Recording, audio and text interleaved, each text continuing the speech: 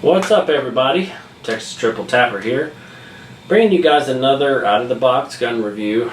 And I know you're going to be shocked because it's a Sig. I swear I need to buy stock in that fucking company. But I think I might own stock in the company. I don't know. This is the Sig P320. I know you guys have seen some P320s on my channel before. This is the X carry model. So let's get her open.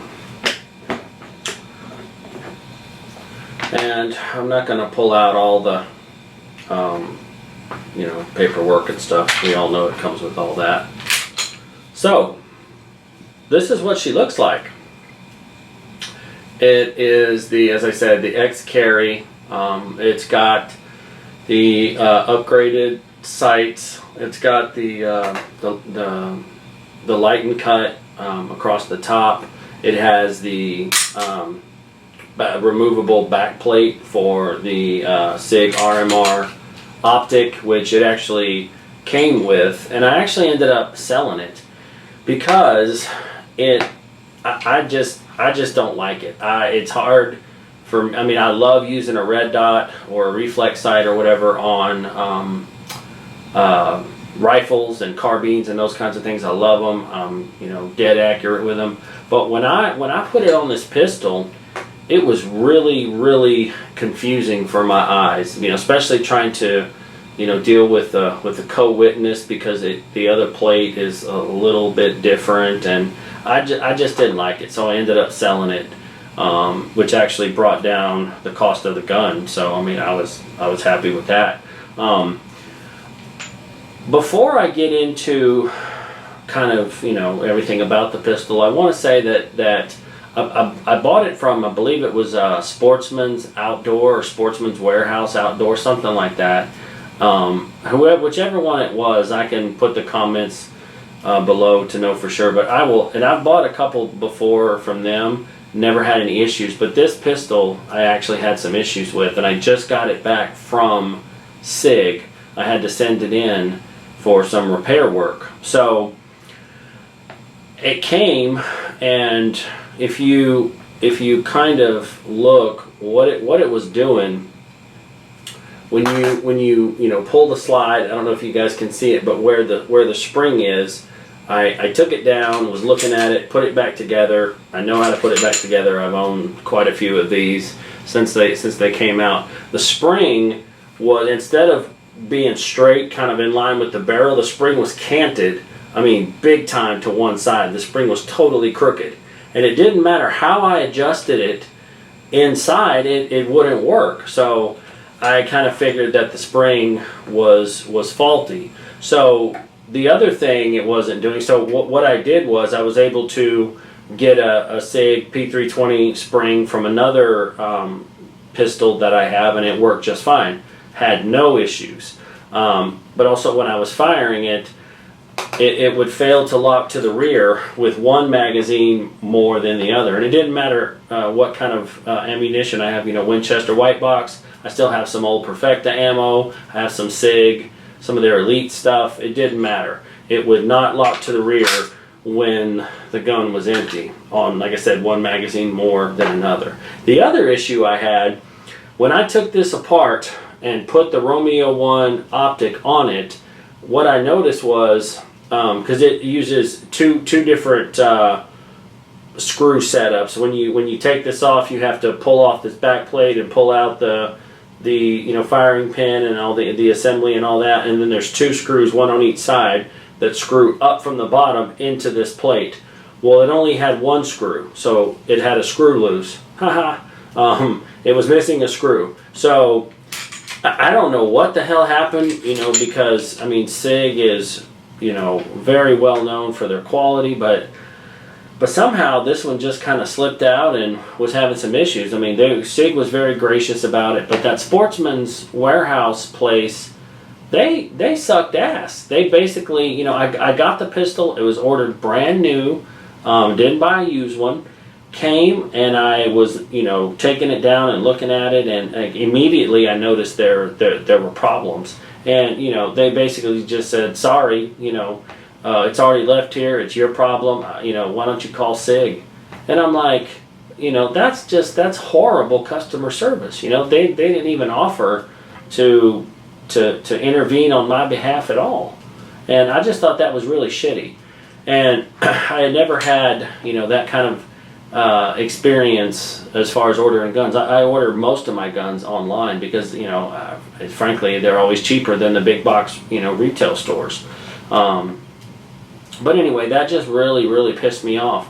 And like I said, I won't be buying any more guns from them, because that right there, to me, that's a telltale sign. I mean, if you know, if there's no issues in a transaction, you think, oh man, you know, I got a good price, I'm happy, this place is awesome.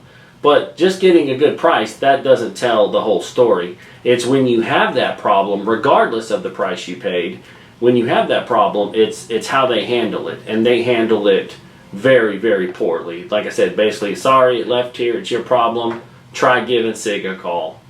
And that was pretty much it. And to me, that's just not acceptable as a consumer. So anyway, enough about that. But I did, like I said, there were some issues with this little devil. I just got it back yesterday, day before, and I haven't had a chance to take it out and shoot it. I did come back with the gunsmith's notes, and he, you know, did make some changes and fixed everything. And, you know, so far I took it down and put it back together, and the spring is completely lining up on center as it should. So I was a little disappointed, but like I said, Sig really took care of me. Their customer service was great. Gentleman, I think his name was David, I forget his last name, but he was awesome. No issues with Sig whatsoever. I didn't pay for shipping. I didn't pay for shipping back.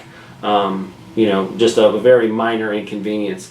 And they had it, I want to say, from the time I shipped it off, because I dropped it off on like a Saturday, and it didn't go out until Monday, and then I think I got it back the following Tuesday. And so that's a pretty quick turnaround, you know, so nothing major. But anyway, love the gun. You know, they've made some changes to the X5 and the, you know, the X series. That's got, you know, the trigger guards cut in a little bit higher, so you can get just a little higher index on with that bore axis. This is a smaller pistol than the full size. Obviously, it's the carry. But I mean, it fits my hand perfectly, and I shoot so well with this. When like I said, when I switched out the spring and took it in, I mean, I was dead on accurate with this thing. It is a great pistol, and I really like some of the aesthetics. You know, whether or not the light and cut does anything for it. I know it reduces some weight and maybe ports some gas out, but I mean, I just think it looks cool, you know. I mean, and looks and aesthetics it has a lot to do with our guns. It's like anything else: our cars, clothes, our house, our, you know, computer, whatever. Something's got to look good. Even our food. Typically, the first thing, if someone brings something down and sets it in front of you, and it doesn't look good, you're probably not going to go to step 2, which would be to kind of smell it and wonder if it smells good. It's got to look good, smell good, taste good. For me, it's in that order, right? So this has got to look good. It's got to function well, and it, you know, it needs to do what I need it to do. You know, now I'll take, you know, function over fashion any day, but the fact that this looks cool and it's a really well made gun, you know, minus the snafus with this, I love this pistol.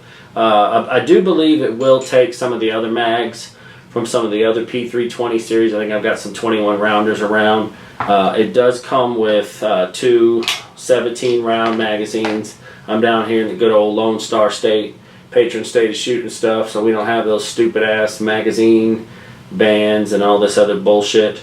Don't get me started on that. But so 17 rounds plus 1 in the pipe of 9mm. That's a lot of firepower, and you know, even if you're just shooting, you know, regular 115 grain ball ammo, I mean, 9mm will get the job done. You know, especially if you're a decent shot, you get a couple of well-placed shots. You know, that's one of the reasons my moniker's Texas Triple Tapper. I'm going 2 to the body, 1 to the head.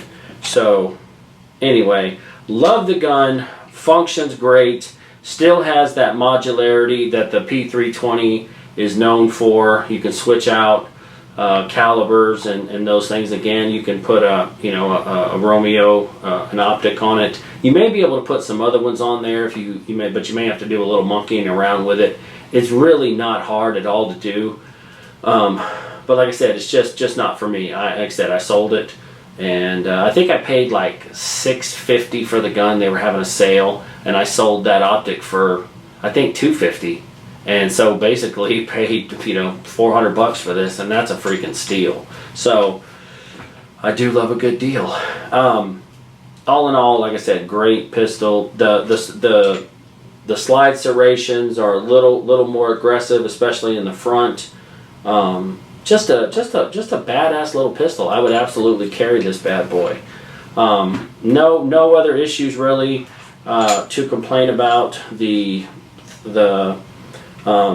magazine release does stick out a little bit, which I kind of like, because I've been trying to work on some one-handed drills. So as I'm firing, I could drop the mag with one hand, put another one in, and I could do all of that with one hand. The only thing I can't do is get the other magazine. But once you get it in there, you can drop it in, take it out, no problem at all. Everything else works, the exact same. You still, what I really like about these is that in order to take them down and take them apart, you don't have to pull the trigger. I'm a huge Glock fan, love the Glocks. You can't kill them. They fire every time, but when you go to take them down to clean them, you have to pull that trigger, and it's just a safety thing. Also, you cannot take these down with the magazine inside. The thumb thing stops about halfway. You just can't get it down. Now if I take the mag out, it goes down no problem. So I actually like that feature as well. So get back on there, you booger. There we go. So really love the pistol. Can't wait to shoot it again after it's came back from the gunsmith, just to make sure it still meets all my specifications. But if I have any more issues, I'll certainly let you guys know. But as of this point, I'm excited. So thank you guys for tuning in. Appreciate all the support for the channel. I do want to mention one other thing. I did write a book. It's on Amazon. It's an ebook. As you guys know from my channel, I do a little bit of gun stuff, a little bit of medical stuff, a little bit of how-to stuff, a little bit of stuff that just seemed like fun to do. But I being a registered nurse, I worked in hospice. I was an ER nurse for quite some time. I still do consulting in hospice, home health, long-term care. So I decided to write a book. It's called The Way of All Flesh. And it's a very easy read. It's about 17, 18, 19 pages, nothing super long. Just a way to kind of explain in layman's terms kind of what's going on, or what could be going on in a terminally ill patient. It's like $5.99 on Amazon. I'm not trying to get rich. But if you have the time or the means, please go and check that out. Give me some feedback on the book. It's my first one, so be gentle. But I do donate a portion of the profits to Wounded Warrior Project, K9 for Warriors, and like the ASPCA. I'm a huge fan of that. I'm a veteran myself, and I just don't think we do enough for our men and women who have served our country. I was very fortunate that I never got injured or anything like that, and never saw any real heavy combat. But there's folks out there that have, and they need our help. So check that book out, The Way of All Flesh, on Amazon by Greg Pierce. Thanks for tuning in, guys. As always, really appreciate it. Questions, comments, concerns, you know where to leave them. Until next time, Texas Triple Tapper, out.